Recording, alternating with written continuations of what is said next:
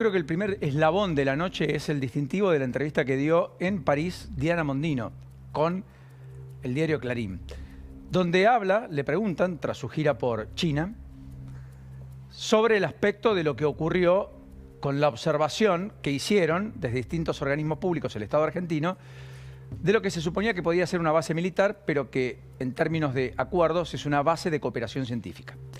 Que el propio Diego Guelard siempre dijo que era eso y no otra cosa, pero el embajador norteamericano dijo en público, en una cuestión que fue hartamente comentada, ni los argentinos saben qué están haciendo los militares chinos, eso había dicho. Sembrando un manto de sospecha respecto a lo que allí ocurría. Es más, algunos hablaban de informes de la CIA, otros decían que eso era el mecanismo de espionaje más extraordinario en América del Sur.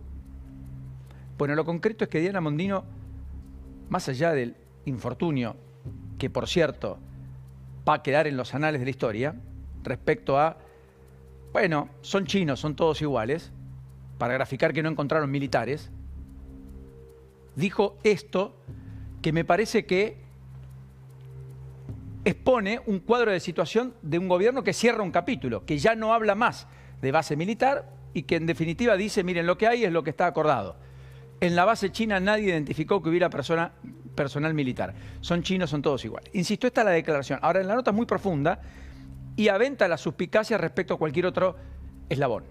Por lo tanto, el gobierno que se jactó durante 15 a 20 días de poner en tela de juicio, no Adorni, vale la pena decir, el vocero que dijo, en todo caso, lo que hay ahí es lo que está firmado, salvo que se demuestre lo contrario, termina cerrando un capítulo que, insisto, había generado mucha rispidez. Claro, lo hace después de una gira oficial a China y cuyo embajador chino y el canciller en particular de China dijo en las últimas horas que con la Argentina son buenos socios y buenos amigos.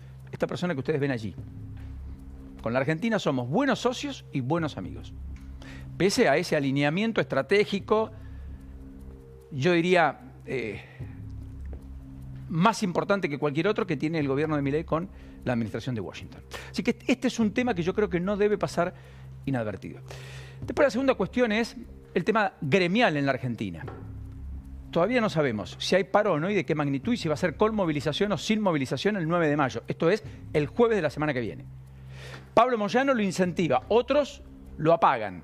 Pablo Moyano dijo, es más, si yo no hago el paro me tengo que ir a vivir a Pakistán, dando a entender que le iban a pasar la factura. Pablo Moyano.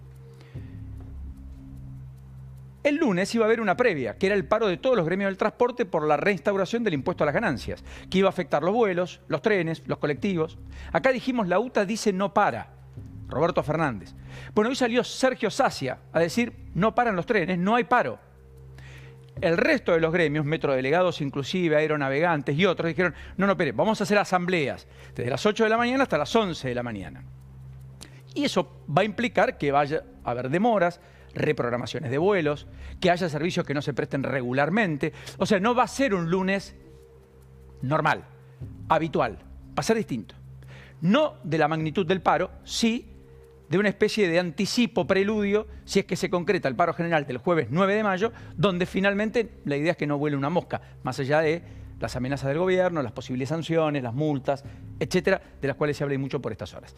Así que yo creo que esto es el corolario de lo que decíamos ayer respecto a esa falta de representatividad de dirigencias gremiales anquilosadas, arcaicas en muchos de los casos, a los que el tiempo lo superó, no ellos le ganaron al tiempo, sino que el tiempo lo superó, y que probablemente efectivamente estén atravesando la última etapa en la conducción de sus respectivos gremios. Y un clima de época que hace que estas cosas sean de este modo. A tal punto que en 40 años lograron bloquear lo que parece que va a ocurrir, que es que se reforme algún aspecto de las leyes laborales en la Argentina. No menores, capítulo nunca abordado en 40 años desde el regreso de la democracia.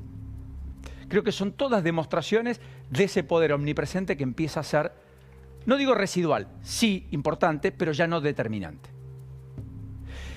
Y el tercer eslabón es, en el día, en términos económicos, lo que pasó con la recaudación. Yo quiero mostrarles una pequeña placa porque esto es gráfico respecto a una cuestión que el mundo económico debate, y con Pablo Fernández Blanco lo vamos a hacer una vez más, mucho en los últimos días y en las últimas horas.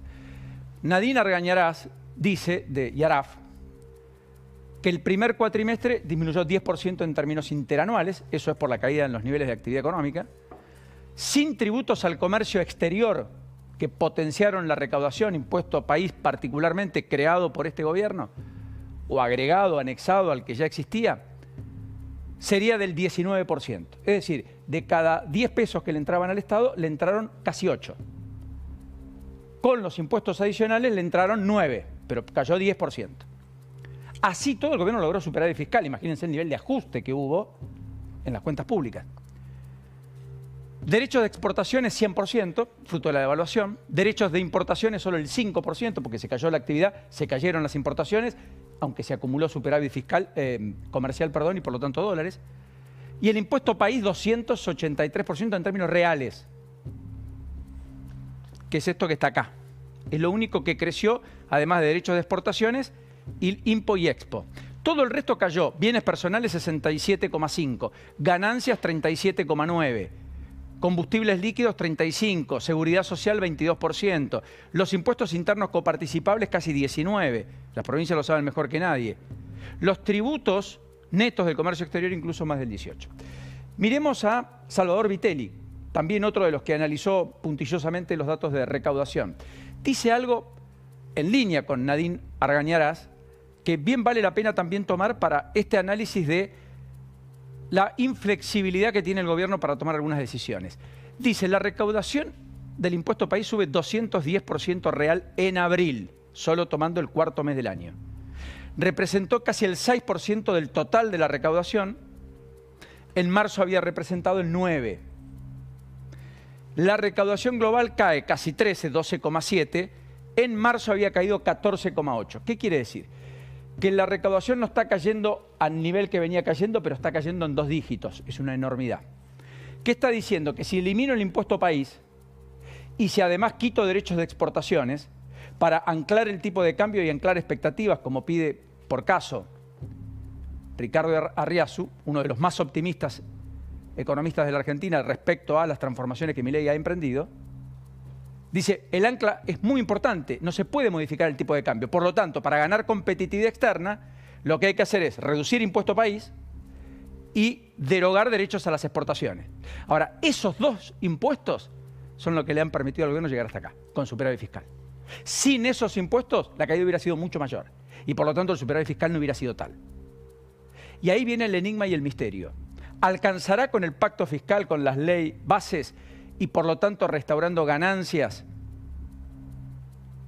más incluir capítulo del tabaco, que algunos que no pagan empiecen a pagar y otras cuestiones para compensar esto, más alguna recuperación de la economía y por lo tanto que los impuestos vinculados al consumo mejoren la recaudación?